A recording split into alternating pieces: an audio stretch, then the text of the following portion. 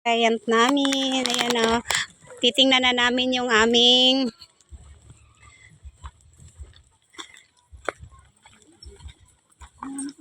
uy, ang ganda ng kalsada na dito ah.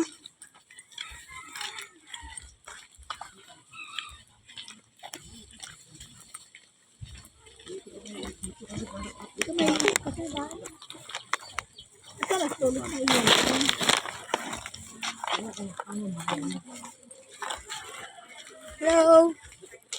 Uy.